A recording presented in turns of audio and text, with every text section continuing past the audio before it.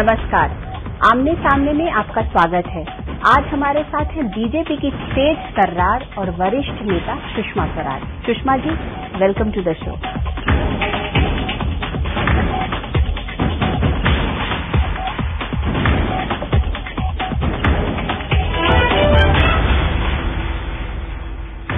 सुषमा जी, ये बताइए कि आखिर विदिशा को ही क्यों चुना आपने? देखिए, मैंने मध्य प्रदेश को चुना था और चूंकि मैं मध्य प्रदेश से पुराने 3 वर्ष से राज्यसभा की सांसद हूं, तो बहुत जीवंत संपर्क मेरा जिस प्रदेश से इन दिनों है वो मध्य प्रदेश है।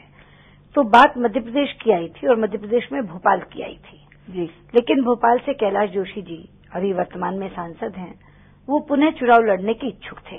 तो जैसे ही मुझ तक ये बात पहुंची कि कैलाश जी चुनाव लड़ने के इच्छुक हैं, मैंने तुरंत कैलाश जी को कहा कि फिर आप ही चुनाव लड़िए भोपाल से, मैं नहीं लड़ूंगी।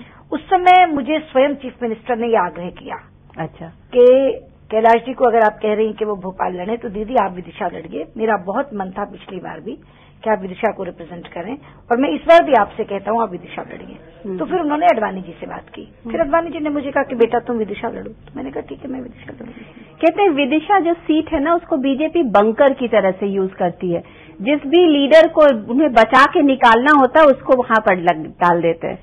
देखिए, पहली बात तो मैं ये समझती हूँ कि बचा के निकालने वाले जैसी कोई चीज होती ही नहीं। श्रीमती सोनिया गांधी सबसे सुरक्षित सीट सोच करके बल्लारी गई थी।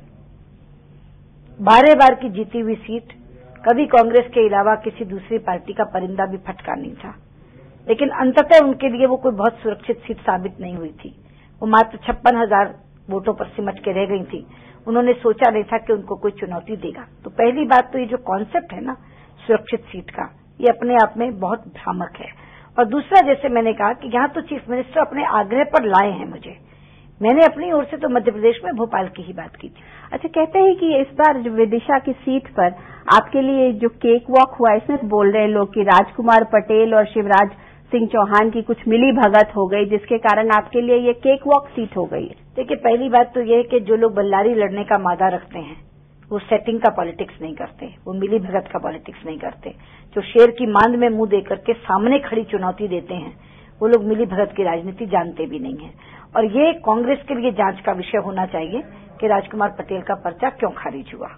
आखिरकार उन्होंने अपनी ओर से सर्वश्रेष्ठ उम्मीदवार चुनावी मैदान में उतारा था और लोग भी ये कहते थे कि उनके पास जो उपलब्ध उम्मीदवार हैं उनमें से सबसे टफ फाइट देने वाले राजकुमार पटेल हैं।